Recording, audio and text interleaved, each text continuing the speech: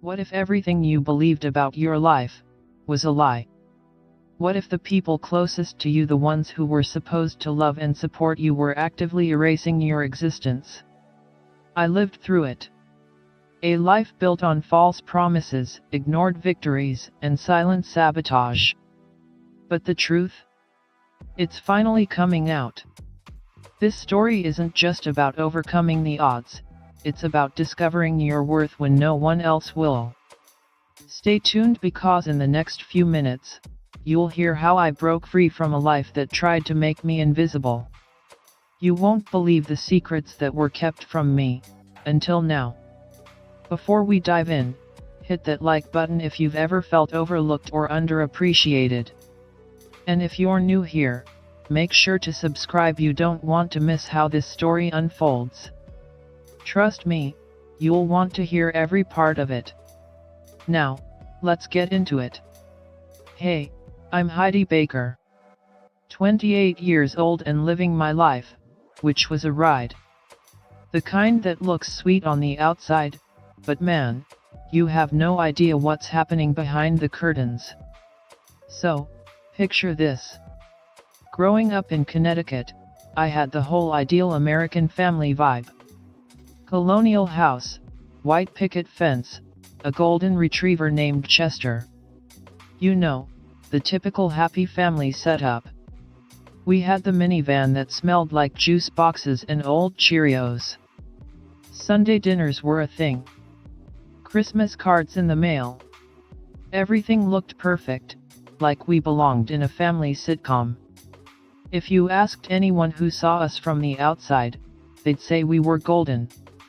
But if you stepped inside the house, behind the cheerful door, you'd see a different picture. A battle. A silent, cold war that had been going on for 28 years. And the weirdest part? I had no idea I was even in the middle of it. I thought it was normal. I thought maybe I was just too much. Too needy. Too loud. Always looking for someone to care. But, Nat, it wasn't me. It was them. Let's rewind to 3 weeks ago. My wedding day. Everyone's hyped. Guests are already seated. My bridesmaids are all prepped. The music's queued up, and I'm waiting for the moment when I walk down that aisle. It was a big deal. I mean, this day was everything. But my mom? She strolls into my bridal suite 45 minutes before the wedding's about to start. She was wearing this lavender mother of the bride dress, all glammed up. Hair done, makeup perfect. She looked like she walked out of some fancy wedding magazine. She smiled at me, you know, one of those smiles that doesn't reach the eyes. And then she said this, clear as day. Madison's finally giving us a real grandchild. We'll cut her ribbon first. Your wedding can wait. It's not like anyone important is showing up anyway. And just like that, she left. Took my dad with her. 45 minutes before I was supposed to walk down the aisle. Guests were still trickling in. The flowers were fresh. The champagne was cold. The string quartet was warming up. And they left. Now, before you think this is the part where I'm devastated, here's the kicker. I wasn't even surprised. At all. I had been prepping for this moment for months. It was like I knew this was coming. Like preparing for a natural disaster. I didn't wish it wouldn't happen, I just made sure I was ready when it did. What happened next? Well, it ruined them. Not physically, not legally, not with any major dramatic twist. But it completely wrecked the lie they had been telling themselves and everyone else for 28 years. They were good at pretending, but that mask cracked. In front of 200 people, their little performance fell apart. They realized the game was over. They lost. And for the first time in my whole life, I was seen. Not as the invisible one, not as the forgotten one, but as me fully, undeniably, gloriously seen. Let's be real for a second. This story's long. And I'm not here to sugarcoat anything.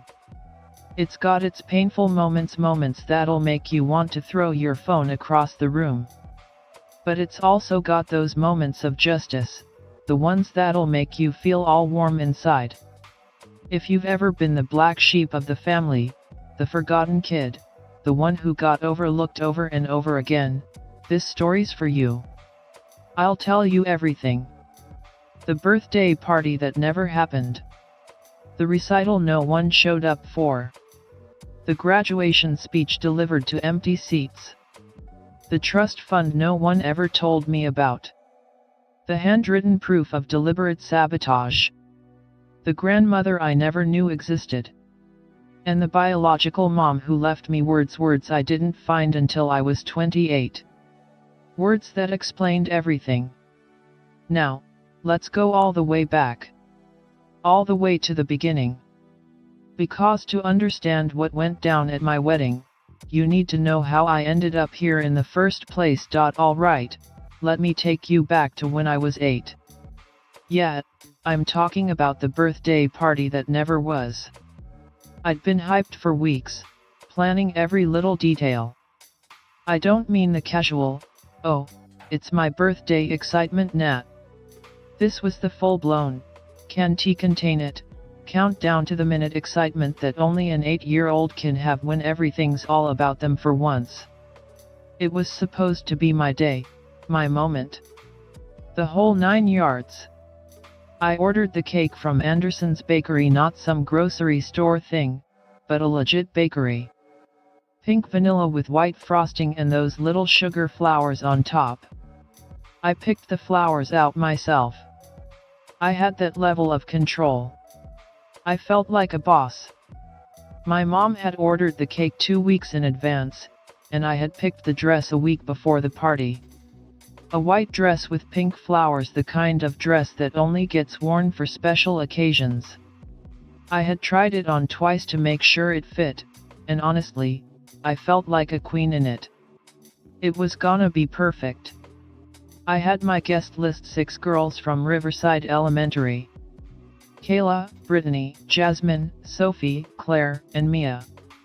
Each of them got a personalized invite, little pink envelopes, my return address sticker on them, all official like. They all RSVP'd. This party was going to happen. This was it. I had the whole thing planned out, pink and white streamers, balloons, a happy birthday banner, you name it. Dad promised a sprinkler in the backyard if the weather was nice. And I had my playlist set: Lizzie McGuire movie soundtrack, obviously. It was 2005, and that was the move. I could barely sleep the night before.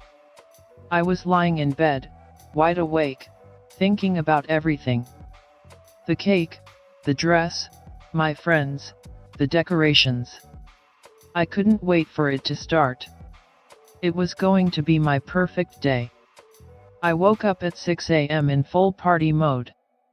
Put on my pink flower dress before breakfast. Was already in the zone by 7 a.m. And then, at 9:03 a.m., I heard it. The crash. Madison, my sister, was riding her bike in the driveway. She hit the edge of the pavement, went down hard, and scraped her knee. Nothing major, just a little scrape, the kind of thing that needs a band-aid and maybe a popsicle. But the way Diane, my stepmom, freaked out, you'd think Madison had lost a limb. Jeff, get out here. Madison fell. Madison is hurt. We need to go now. I heard that from upstairs. It was so over the top. I mean, I had seen her scrape her knee a million times. I wasn't even worried. Dad ran out with his coffee. He took one look at Madison, then at Diane, and decided Madison needed stitches. Which, looking back, is absurd. That knee didn't need stitches. It needed Neosporin and a band-aid. But within 5 minutes, they were loading Madison into the car, and my dad threw me this look. Just a glance. A couple seconds of eye contact, and that was it. Then they were gone. Off to the hospital. And here I am, standing at the front door, dressed up for my party, with my friends starting to arrive. But the party's off. Cancelled. No one even mentioned it. By 9:17 a.m., I got a text from my mom. Madison needs stitches, sweetie. We'll do your party next weekend. Love you. No mention of my birthday. Not a word. At 10 a.m., my friends started arriving. Each of them got the same news: the party's cancelled. Madison's at the hospital. I'm so sorry, but we'll do it next time. Sophie's mom drove 45 minutes to get there, and I could see the pity in her eyes. She said, "I'm so sorry, honey," and I could feel that frustration building up behind her words. The other girls, they were bummed too, but they understood. Claire even cried a little. I think she cried for me, not for herself. She was that kind of friend, even at 8. I stood there, closing the door on each one of them, in my perfect pink dress, knowing the party was over before it even began. Later that night, my parents came home. Madison had 4 stitches, a stuffed animal, and a special dinner because she had such a tough day. Me? My birthday didn't even get mentioned. Not once. The cake sat in the fridge for 3 days. A beautiful pink vanilla cake, exactly what I had imagined. But it wasn't mine anymore. It wasn't a birthday cake anymore. It was just a cake. On day 4, I took it out. Sat at the kitchen table alone and ate it in silence. It tasted like cardboard. Like nothing. Like 8-year-old heartbreak. And that's when it hit me, what was wrong with me? Why didn't my birthday matter? Why did Madison always need more? Why wasn't I enough? I ate that cake alone and wondered why I always seemed to come second. Why Madison always came first. There was no next time for me. No replacement party. No one ever mentioned it again. And that hollow feeling? It didn't go away. It started to feel like part of my life, like something I'd just gotten used to. You know, the thing about being the second choice in your own life is that it doesn't always hit you right away. It doesn't come with a neon sign or a warning bell. It's more like a slow drip. One incident here, one missed thing there, and each time, you just tell yourself it's no big deal. But then, over time, all those small things pile up, and they start to form something real. Something that, after a while, you can't ignore anymore. So yet, after the birthday party, that feeling, the one where you're just not quite enough, just kept going. And it wasn't just about birthdays anymore. It was about everything. Everything in my life. I'm talking about all the times they weren't there. All the times I was overlooked. Every time I was told next time and maybe next weekend and sorry, we didn't realize it was that important. All those times piled up, and it became clear, it wasn't random. This wasn't bad timing or just a coincidence. It was a pattern. And trust me, I noticed. Let me take you through a few of these incidents, because when you stack them up, you see the bigger picture. And that picture? Well, it wasn't pretty. The piano recital. I was 11. I'd been taking piano lessons for 2 years, every Tuesday and Thursday with Mrs. Peterson. I was on track to play for Elise at my recital, a song I could play in my sleep by that point. Mrs. Peterson had started talking about entering me in a regional competition. I was good, like, real good. My Grandma Rose, had sent me a velvet dress for the occasion, deep burgundy, lace collar, the whole deal. She also sent a $20 bill with a card that said, "Play your heart out, baby girl." The recital was at 3 p.m. on a Saturday. I had reminded my parents about it every day for 2 weeks. It was written in red marker on the family calendar in the kitchen, Heidi piano recital 3 p.m. At 2:45 p.m., my dad was in the driveway. My mom? Nowhere to be seen. At 2:52 p.m., Diane walked in with Madison, who was mid-meltdown because she'd ripped her ballet tights 20 minutes before her own performance. The show was across town at 4 p.m., a different time, no scheduling conflict, just poor planning on Diane's part. And you know what? They decided that Madison's meltdown was more important than my recital. "Can you get a ride with the Hendersons next door?" Dad asked me, like it was just another casual question. The Hendersons didn't even know I played piano.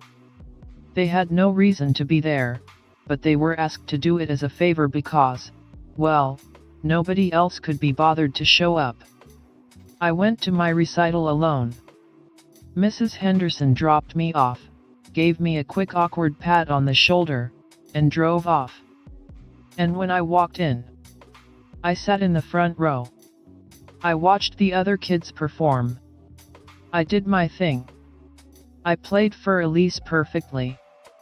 Mrs. Peterson even told me it was the best she'd ever heard me play it. I didn't have any family there to see it. I didn't even have my dad or Diane. They were busy dealing with Madison's crisis. I didn't get a good job from anyone. My mom wasn't even there to say it. The state soccer semi-final. Fast forward a couple of years. Now I'm 13, and the Riverside Rockets made it to the state semi-finals. I'd been on fire that season. I was a midfielder, and I'd been scoring goals left and right. Coach Martinez had even mentioned that college scouts might be keeping an eye on me. This game? It was big. We were going up against a team we hadn't beaten in years. I'd been talking about it non-stop for weeks. It was on the calendar in red.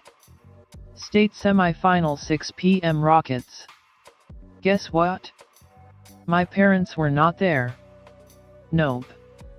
They were at Madison's cheerleading competition, which, again, had been rescheduled for the same night. But that's not even the worst part. The game was on a Tuesday, and they had known about this conflict for 4 full days. There was no reason they couldn't have made it to the game. But instead, they went to Madison's event. So yeah, I scored the game-winning goal. My teammates went wild. Coach Martinez pumped her fist. The crowd went crazy. And my parents? They were at a cheerleading competition 45 minutes away.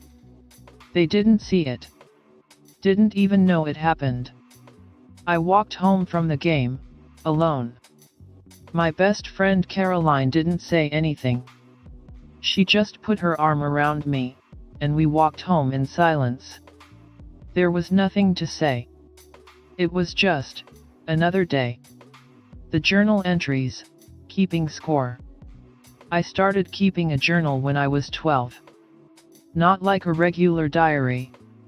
This wasn't about crushes or gossip or what happened at school. This was a documentation journal. I wrote everything down. The times I felt ignored. The times I was left out. The times they didn't show up. By the time I was 16, I had 43 entries. And every single one of them was about being erased. About being invisible. About being replaced. Here's a few of the entries. March 14th landed the lead in the school play. Told Mom and Dad at dinner. Dad said great, honey. Mom asked if Madison had already eaten. Nobody asked about the play again that night. April 23, second place at Science Fair. Nobody noticed. October 8, soccer banquet. Coach gave me MVP. The Hendersons came because I called them. December 19, winter choir concert. Sang a solo verse. My parents didn't show up.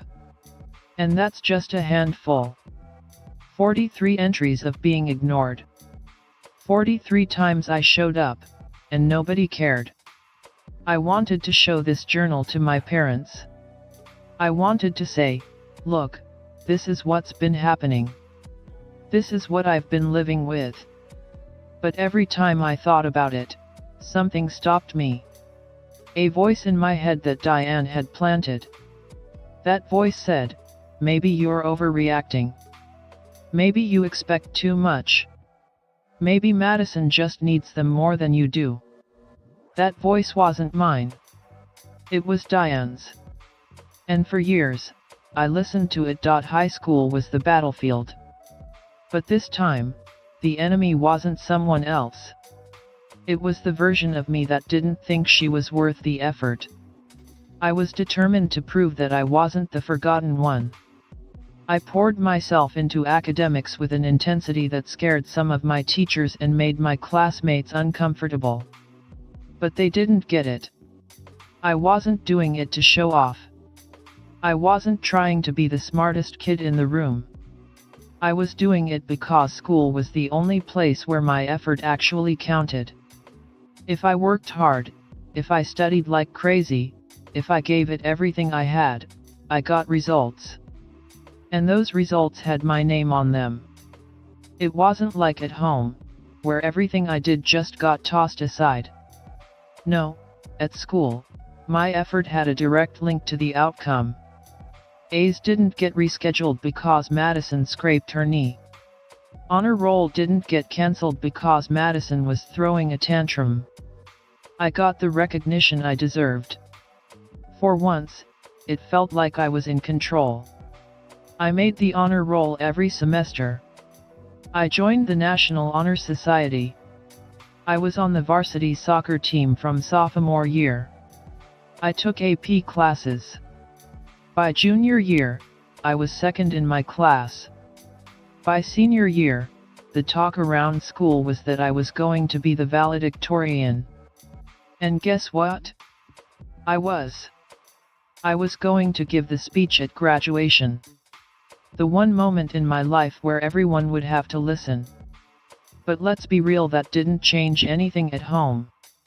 My accomplishments didn't make a difference. My family didn't show up.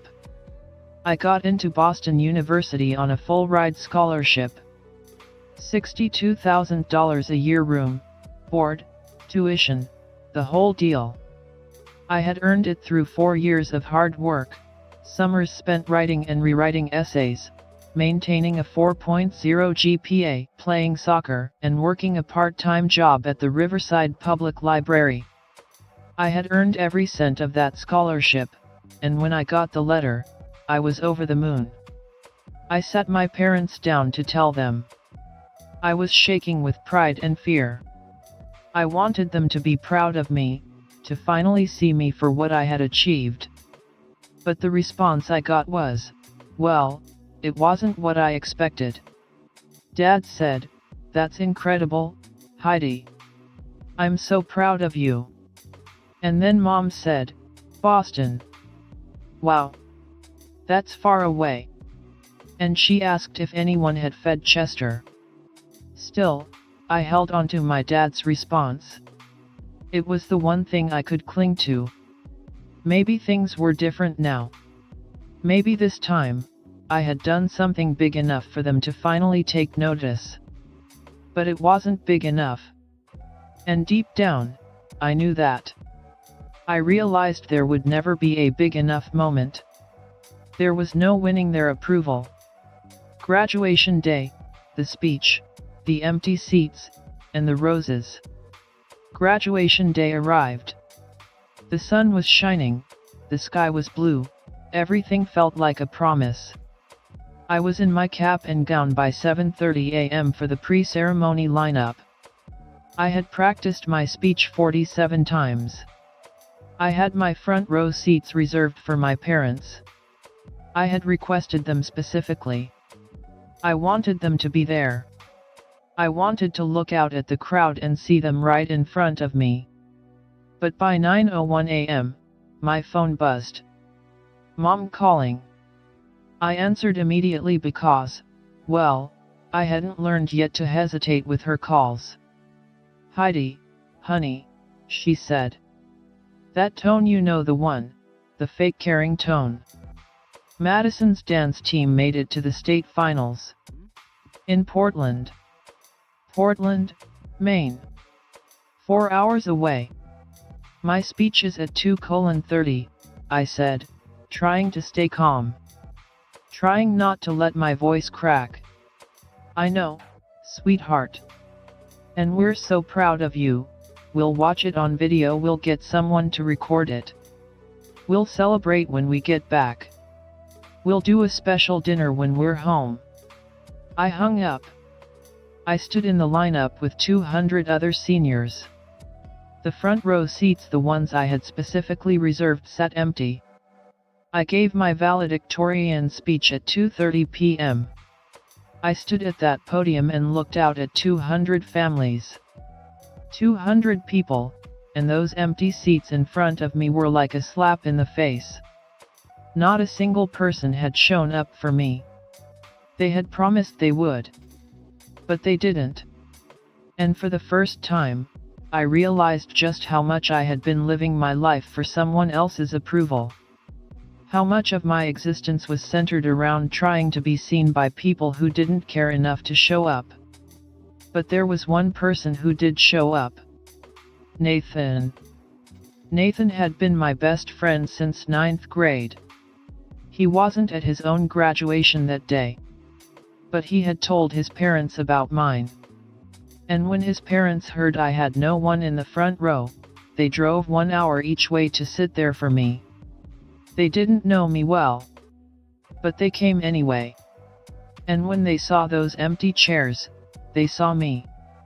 They saw me for the first time, without the distraction of Madison's constant need.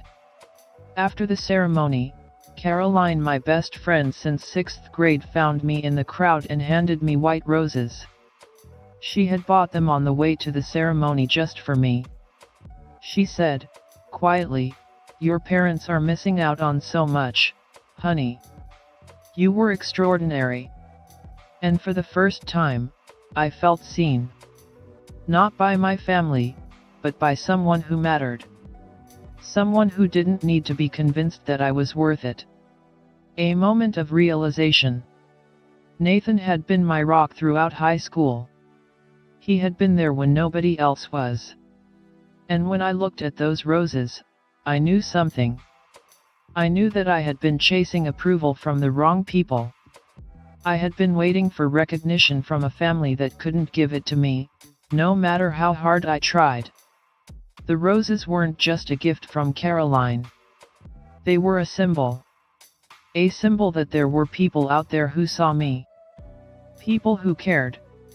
I had finally realized that I didn't need my family's approval to be enough. So, I packed up my entire life in a 2007 Honda Civic and drove myself up to Boston University in September 2015.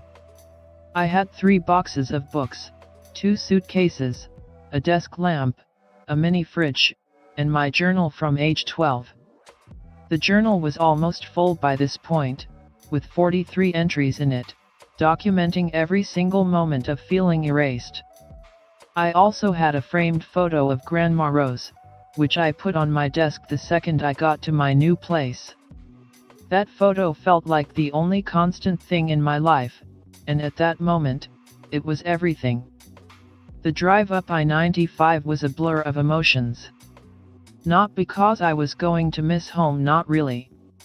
I mean, leaving a place that never fully fit me was complicated. But mostly, I was driving away from a story that I didn't choose. A story I'd been shoved into without any say, heading toward a future that hadn't been written yet. And that, as much as it was terrifying, was also the only hope I had. When I got to Boston, nobody knew my story. At Bulletin, I wasn't Heidi Baker from the second family, the invisible one. I was just Heidi Baker, a communications and marketing double major with a full-ride scholarship, who didn't mind grinding through her homework. And you know what? In this new world, I found out something huge. I was actually good at stuff. I didn't just get good grades, I was smart. Not the show-off kind of smart, but the kind that made other smart people pay attention. I had a knack for understanding how people communicated and why, and it was a skill that impressed professors and classmates alike. For once, I wasn't being compared to someone else. I was just me, and people noticed. I made the dean's list my first semester. Every semester after that, I double majored and kept both GPAs pristine. I landed a PR internship in downtown Boston during my first summer. I loved it. And I also got into a tech startup internship in Cambridge after my sophomore year. I was hustling, but I was doing it for me. And for the first time, the hustle paid off. Nathan was still there, of course. Boston College was only 4 miles away, so we kept in touch like we always had, getting coffee every week, texting constantly, and just doing life together. Somewhere during my sophomore year, something changed between us. We didn't talk about it at first, but I could feel it. The connection, the warmth between us, just shifted. By junior year, we were in it. Fully. No turning back. Nathan was the first person who loved me without conditions. He wasn't just there when I was winning or succeeding, he was there for everything. When I was having a bad day, when I was stressed out about school, when I was spiraling into the familiar feeling of not enough, Nathan was there, just listening. And it hit me, as I spent time with him, just how much I'd missed. How much I'd been yearning for that kind of support from my own family. The kind of support that wasn't based on what I could do for them, but just because I was. The phone calls that never came. My parents came to visit Bulletin twice in 4 years. Once during my freshman year and again during my junior year. Both visits were fine, but they were always surface level. Nice dinner. A quick tour around campus. Polite conversation. It was the kind of stuff you do when you don't really know what else to talk about. They never showed up for the big things. The moments that actually mattered to me. When I got the letter about my full-ride scholarship, I thought, this is it. This is my moment. I thought they'd finally be proud. They'd see how hard I'd worked to get there. I called them, heart racing, expecting them to celebrate with me. Dad's response was, "That's incredible, Heidi. I'm so proud of you." But then Mom's response? "Boston. Wow. That's far away." And then she asked if anyone had fed Chester. I tried to hold on to Dad's reaction. I tried to tell myself that this was the moment. But deep down, I knew. It wasn't enough. Nothing ever would be. It didn't matter how big the accomplishment. It wasn't about me. Graduation day, empty seats and silent applause. Graduation was my big moment. I had worked my tail off. I was going to walk across that stage, give my valedictorian speech, and prove to everyone, including myself, that I was worth something. I'd reserved front row seats for my parents. Specifically for them. I wanted to look out from that podium and see them sitting there, cheering me on. But 9:01 a.m., my phone buzzed. It was Mom. Madison's dance team made it to the state finals. In Portland, Maine. 4 hours away. My speech is at 2:30, I said, trying to hold it together. I know, sweetheart. And we're so proud of you, we'll watch it on video, we'll get someone to record it. We'll celebrate when we get back. I hung up. Graduation came. I stood there, in front of hundreds of families, ready to give my speech. My front row seats were empty. Not a single person from my family was there. But there was Nathan. He had made it clear that he would be there for me no matter what. His parents came too, just to show up for me when no one else did. The roses that saved me. After the ceremony, Caroline, my best friend since middle school, found me. She handed me white roses, and said, "Your parents are missing out on so much, honey. You were extraordinary." That was the first time someone really saw me. Not for what I could do, not for the grades I got or the accomplishments I achieved. They saw me for who I was. And you know what? For once, that was enough. After graduation, I didn't waste any time. I jumped straight into my career. I landed a job at Apex Digital Marketing Group in July 2019. Junior coordinator. $62,000 a year. Not bad, right? But let me tell you something, Boston is expensive. That salary? It didn't go as far as I thought it would. Rent was $1,200 a month. Student loans. Health insurance. Groceries.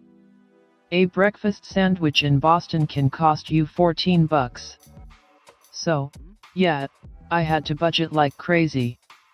I worked my butt off, saving what I could, and honestly, I worked like I had something to prove. And I did. The first 2 years at Apex, it was all about proving myself. I was juggling 3 client teams in my first 6 months. Not typical for someone at my level, but I didn't care. I jumped at every opportunity that came my way. 50, 60-hour weeks? No complaints. I soaked up everything, reading up on digital marketing, brand building, content strategies, how platforms like Instagram and Facebook were changing the way stories were told. I wanted to be the best. In 2020, I got a promotion. It wasn't much, just a bump in title and a small pay raise. But by 2021, it was a more significant promotion. Senior coordinator. That's when things started to feel real. My salary jumped from $62,000 to $78,000, and with it came a quarterly performance bonus. That was huge, especially for a 26-year-old living in Boston. I felt like I was finally getting the external validation I had been waiting for. I had worked my ass off, and now it was paying off. I called my parents to share the news. I was pumped. I had put everything into this job, and now it was finally happening. My dad picked up first. "That's amazing, Heidi. We are so proud of you," he said. He actually sounded excited. He was proud. Then Diane got on the phone. Her voice, always controlled, didn't quite match Dad's excitement. "That's wonderful, Heidi. We are so proud." And then, 6 seconds later, I heard it. A ping. "Oh," Diane said, like someone had just told her about a great sale at Macy's. "Madison just got engaged. Tyler proposed." The group chat's blowing up. I stood there, phone in hand, trying to process. 6, freaking seconds. They talked about Madison's engagement for the next 3 minutes. My promotion? It was mentioned in passing, but Madison's engagement took center stage. The group chat exploded with excitement. 47 messages. All caps. Fire emojis. The whole deal. And then, there was my promotion. A single, polite text from Madison, "That's awesome, Heidi." And that was it. No emoji. Just a text that sounded like she'd typed it out of obligation. I hung up, feeling that same hollow ache in my chest. The adult erasure, keeping score. I spent that night with my journal. That journal I started at 12, back when I started documenting every time I felt overlooked. By now, it wasn't just about childhood incidents. It was about adulthood too. My career milestones, my personal victories, they were being erased. And it wasn't just bad luck anymore. It was a clear pattern. I wrote down the date, March 19, 2023. Then I wrote, promotion to senior coordinator. 6-second celebration. 47 messages for the engagement. 13 entries. 13 times I had leveled up in my career, in my life. 13 times Madison had, with perfect timing, pulled all the family's attention back to her. Every time I did something amazing, it was overshadowed by something that wasn't even mine. And it was getting harder to ignore. But that night, something clicked. I looked at my plant, my pothose, thriving against all odds, and realized I couldn't keep living like this. I couldn't keep chasing approval from people who were never going to give it to me. I knew something had to change. And it wasn't just the job. It wasn't just the lack of acknowledgement. It was me. It was the way I viewed myself, the way I let their lack of care define me. In January 2025, I called up Dr. Ramona Chen, a therapist my colleague April recommended. I had been toying with the idea of therapy for a while, but I kept putting it off. I didn't think I needed it. But after that promotion call, I knew I couldn't keep ignoring it. Dr. Chen's office was on the second floor of a brownstone in Cambridge. It smelled like old wood and something herbal. The waiting room was small, with a table holding a succulent, a couple of chairs, and a white noise machine outside the inner office door. Inside, the room was filled with plants, ferns, pothos, a monstera in the corner. It had that cozy, welcoming vibe that made you feel like you could tell the truth. Like you could be real for once. Dr. Chen was small, maybe 5 feet tall, Korean American, and in her early 50s. She had reading glasses that she pushed up her nose when she was thinking. And she listened. She didn't just hear your words, she listened to your body, the way you moved, how you said things. On the first session, I gave her the highlights of my story. The piano recital. The birthday party. The promotion. I was calm, organized, and in control. I had learned how to present things the right way. Dr. Chen listened patiently. Then, after I finished, she said, "Can we go back to the birthday? The 8th birthday." I thought I was ready to handle it. But the moment I started talking about it, about sitting alone at the table, eating that dry cake, the floodgates opened. I wasn't just telling the story anymore. I was there again. 8 years old, sitting at the kitchen table, eating cake that tasted like cardboard. And I broke. I cried for about 15 minutes, not the graceful kind of crying, but the kind where your face gets all messed up, and you can't catch your breath. Dr. Chen handed me tissues, but she didn't say a word. She just let me cry. When I finally calmed down, She asked me, "Heidi, when was the last time your family showed up for you without any strings attached? Not to keep the peace. Not to manage a situation. Not because they had to. Just chose you. For your benefit alone. Without expecting anything in return." And you know what? I couldn't answer her. I sat there, with my mouth hanging open, trying to find one moment where I was chosen. Just one. But I couldn't find it. The tears came again, but this time, they were silent. They just fell. Dr. Chen didn't rush to fill the silence. She didn't say anything. She just let it be. It was August 23, 2025. Nathan and I were hiking in the Blue Hills Reservation, just south of Boston. It was a Saturday, one of those late summer days when the lights all golden, and the heat of the day has softened just enough to make everything feel perfect.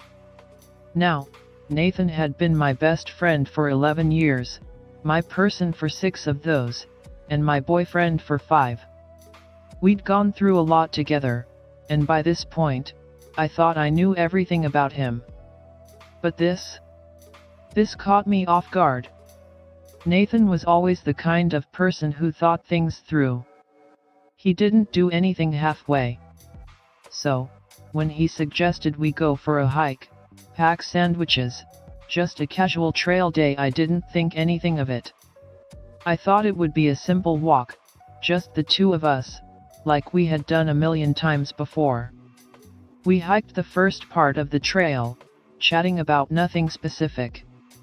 Work, a book he was reading, plants, because, of course, I had developed a plant obsession, and Nathan was asking me all these serious questions about whether I should get more plants, like it was some life-changing decision.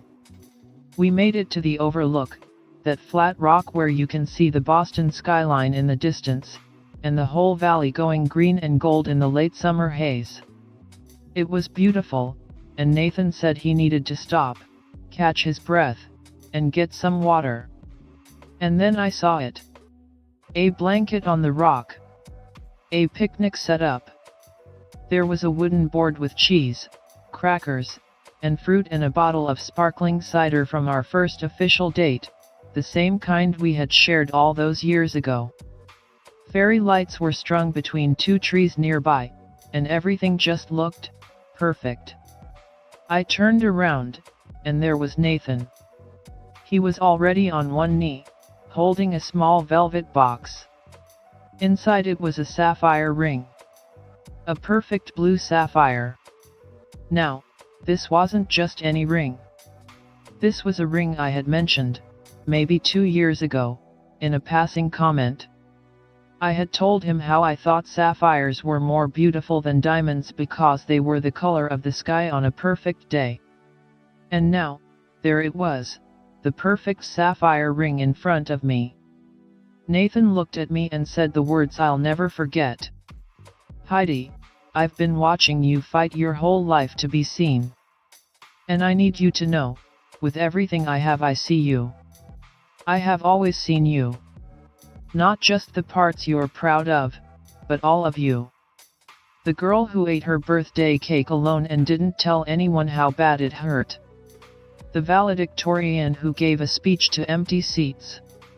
The woman who kept a journal because she needed one witness, even if that witness was only herself. I see all of it. And I don't just love you in spite of any of it. I love you because of all of it. Every part of you is the person I want to spend my life with. Will you marry me?" I didn't even wait for the ring to be fully out of the box. I said yes, loud enough that a bird startled and flew away. And I meant it. I said it with every part of me because, for the first time in my life, someone had seen me for exactly who I was. All the broken parts, all the hurt, all the parts I tried to hide. Nathan saw it all, and he loved me because of it. We sat on that flat rock for hours, eating cheese, drinking cider, and talking about everything and nothing. It was the most peaceful, joyful day I'd had in a long time. The certified letter arrived on a Tuesday in October 2025. It was from Cooper, Walsh and Associates, attorneys at law. The address was downtown Boston, and I didn't recognize it. I knew nobody in law, so I sat down before opening it. Something in my gut told me this wasn't just any letter. I read it 3 times before it sank in. The summary of the letter hit me like a ton of bricks. It turned out that my biological mother, Catherine Whitman Baker, had a mother, Eleanor Whitman Hoffman. And after Catherine's death, Eleanor had set up a trust for me. A trust worth $3,600,000. But there was a catch. The trust would only be activated if I got married before my 29th birthday. My wedding date was set for August 15, 2026, but my birthday? April 14, 2026, 3 months too late. $3,600,000. Waiting for me. Since 1997. And nobody had ever told me about it. I sat on my kitchen floor, the letter in my hands. I didn't know how I got there, but there I was, just sitting, trying to process it all. First, the money. Then, the realization that someone, my grandmother, Eleanor, had been watching me from a distance for 28 years. She had cared. She had thought about me, even when my own family hadn't. I called Nathan, and he came over right away. We sat on the floor together, reading the letter again. And then, I made up my mind. I wanted to meet the lawyer, Lawrence Cooper. I wanted answers. 2 days later, I was sitting in Lawrence's office. He was an older man, silver-haired, calm, like someone who had spent decades dealing with big problems and knew exactly how to handle them. He opened a thick file folder and started reading through it. Birth certificate. Adoption paperwork. And then, he pulled out a stack of photocopied pages, calendar entries. They were in Diane's handwriting. The same neat, controlled handwriting I had seen on every grocery list, every reminder note. Lawrence read aloud. Heidi Baker birthday party reschedule. Madison. Bike accident. Keep H expecting then cancel last minute. Heidi Baker piano recital, Madison ballet tights. Create morning chaos. Late arrival preferred. Heidi Baker graduation, Madison Portland competition. H speech equals confidence boost equals risk. Priority, stay away. Heidi Baker soccer championship, Madison cheer rescheduled. Both same day. Do not split. Heidi Baker promotion call, Madison engagement announcement. Timing coordinated. Each entry was dated. Each one lined up with a moment in my journal. 53 moments of being erased, planned by Diane, who had been systematically ensuring I would never get the trust money. Eleanor Whitman Hoffman lived in Back Bay, Boston, in a brownstone on Marlborough Street. When we arrived, she opened the door before I even had a chance to knock. She was in her mid-70s, small, with white hair and bright green eyes. And when she saw me, she started crying. She put her hands on either side of my face like I was something precious, something she had been waiting for. You look just like her, she said. You have her eyes. The set of her jaw. You look exactly like her. And then she pulled me into a hug. Not a polite hug, but a real one. The kind that says everything. The kind that communicates years of grief and love all at once. We sat down in her cozy, lived-in home.